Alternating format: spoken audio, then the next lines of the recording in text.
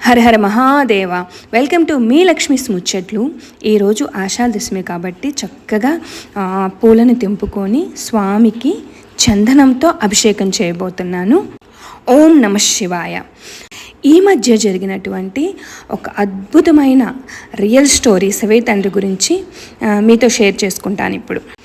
ఇది పాకిస్తాన్లోని ఒక శివాలయంలో జరిగినటువంటి అద్భుతం అన్నమాట. ఆ విషయంలోకి వెళ్తే పాకిస్తాన్లోని కరాచీలో శివాలయాన్ని పడగొట్టి మాంసం దుకాణం పెట్టాలని ఏర్పాట్లు జరుగుతున్నాయి. దానికి సంబంధించి స్థానిక ఉద్యోగుల దగ్గర నుంచి పర్మిషన్ తీసుకొని శివాలయాన్ని కూల్చడానికి జేసీబీని తీసుకొని వెళ్ళారు. ఫస్ట్ తీసుకెళ్ళిన జేసీబీ వర్క్ చేయలేదు. సో ఏదో టెక్నికల్ ఇష్యూ అనుకొని మళ్ళీ రెండో జేసీబీని కూడా తీసుకెళ్లారనమాట. అది కూడా వర్క్ చేయలేదు. ఇలా కాదు అని చెప్పి మూడోసారి ఒకతను క్రెయిన్ని తీసుకొని వెళ్ళారనమాట. ఎవరైతే ఈ క్రెయిన్ని పంపించారో అక్కడ వర్క్ స్టార్ట్ అవ్వగానే కూల్చివేత అనేది ఆయనకు ఒక ఫోన్ కాల్ వచ్చిందనమాట ఇంటి నుంచి.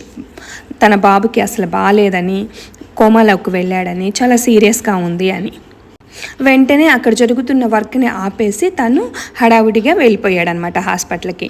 ఆ రోజు నైట్ కల్లోకి శివయ్య తండ్రి కనిపించి బాబుకి ఇది జరుగుతుందంతా తన గుడి కూల్చివేతే అన్నట్లుగా తనకి కల్లో కనిపించి చెప్పినట్లుగా తన మనసుకి అనిపించటంతో ఉదయాన్నే చంపలేసుకొని చేసిన తప్పుకి మరలా నీ గుడిని నిర్మిస్తానయ్యా అని గుడి పనులు చక్కగా స్టార్ట్ చేస్తారు. గుడి పనులు స్టార్ట్ చేసిన అతి తక్కువ టైంలోనే బాబు కోలుకుంటూ ఉంటాడు. ఈ సంఘటన అక్కడ ఉన్న స్థానిక ముస్లిం సమాజంలో కూడా విస్తృతమైన ఉత్సుకతని మరియు భక్తిని రేకెత్తించింది. పాకిస్తాన్లోని హిందూ దేవాలయాల పట్ల వాళ్ళ దృక్పథాన్ని మార్చేయడానికి సహాయపడింది. పాకిస్తాన్ శివాలయంలో అద్భుతం జరిగింది. మాంసం దుకాణం నిర్మించే ప్రయత్నంలో జేసీబీలు పనిచేయటం లేదు. ఆఖరికి కొంత శిథిలమైన ఆలయం చాలా బ్రహ్మాండంగా నిర్మించడానికి శివయ్య మీద అక్కడ ఉన్న ముస్లిం జనంలో కూడా భక్తి పారవస్యంతో ఓం నమ శివాయ అనడానికి కారణమైంది. నా ధర్మాన్ని ఎవ్వరూ చెడపలేరు. ఒకడు కాలరాయాలి అని చూస్తే వందలుగా పుట్టుకొచ్చి కాలరాయాలనుకున్న వాళ్ళకి చరమగీతం పాడుతుంది. అందుకే సనాతన ధర్మానికి మించింది గొప్పది మరేదీ లేదు. ఓం నమ శివాయ. పాకిస్తాన్లోనే కాదు, ప్రపంచంలోని ఎన్నో ప్రదేశాలలో శివాలయాలు ఉన్నాయి.